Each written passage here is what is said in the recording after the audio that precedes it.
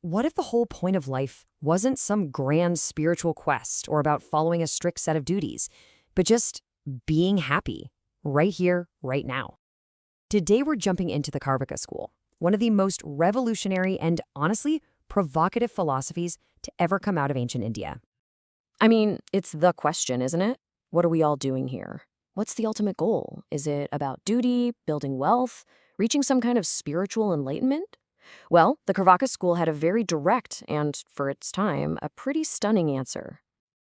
Their answer was simple, it was powerful, and it was completely grounded in the here and now.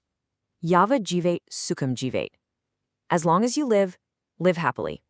This one single idea is the absolute core of Cārvāka thought, and we're about to unpack exactly how they built an entire philosophy around it. But to really get just how revolutionary this was, we first need to understand the mainstream ideas it was pushing back against. See, at the time, most Indian philosophies laid out four main goals for a complete life. These are known as the Puruṣārthas.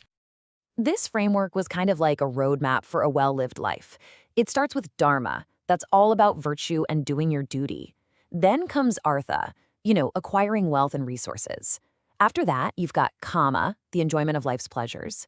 And all of this was meant to lead to the final ultimate goal, Mokṣa, or spiritual liberation. This was the accepted path to a meaningful existence. And then you have the Cārvākas. Think of them as the ultimate skeptics of ancient India.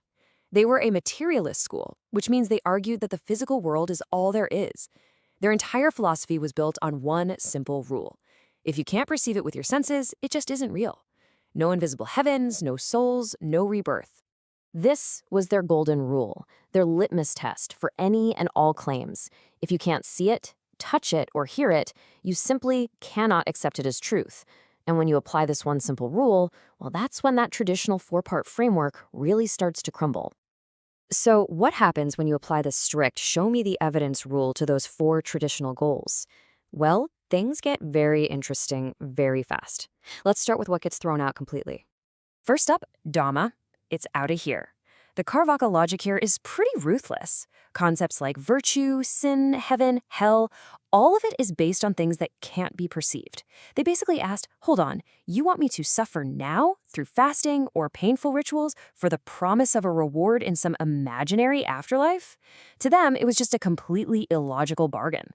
Next on the chopping block is Mokṣa, or spiritual liberation. And yeah, the Cārvākas rejected this for the exact same reason. The whole idea of liberation depends on having a soul that exists separate from the body, and a cycle of rebirth you need to be freed from. But since you can't see a soul or prove rebirth, the concept of Mokṣa just falls apart. For the Cārvākas, consciousness is simply a product of the physical body. When the body dies, that's it, the end.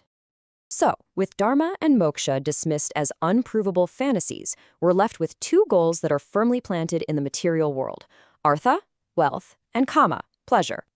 Let's see how the Cārvākas reframe these. The Cārvākas were pragmatists. They had no problem at all with Artha, or wealth. They totally recognized that you need resources to survive, to be comfortable, and to live a good life.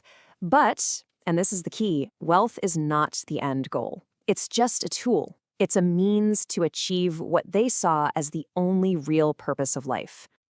So after throwing out two goals as imaginary and downgrading another one to just a tool, the Cārvākas are left with just one.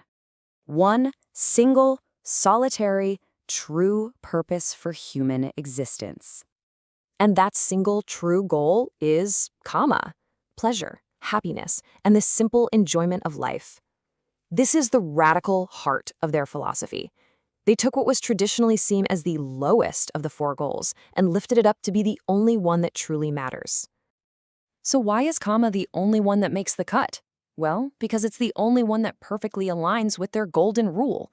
I mean, think about it. Happiness is directly experienced. It's immediate, it's certain, it's not some vague promise about the future.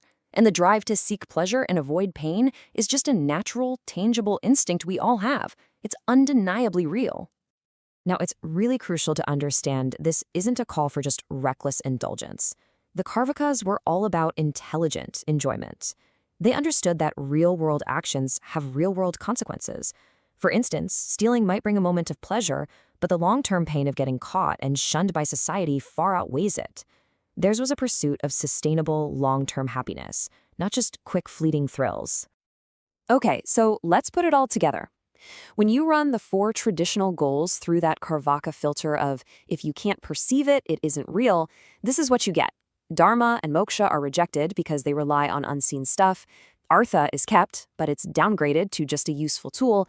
And that leaves Kāma, pleasure and happiness, as the only goal left standing, precisely because it's the only one we can actually experience. So if there's one core takeaway from the Cārvāka school, it's this. This life, in this world, is the only one we know for sure that we have. Because of that, the most logical and authentic way to live is to fill it with as much happiness as we possibly can. It's a line of thinking that feels remarkably modern, doesn't it?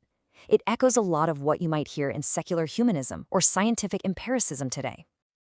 And so, the Cārvākas leave us with a question that's as challenging today as it was thousands of years ago. Does a meaningful life require faith in something unseen?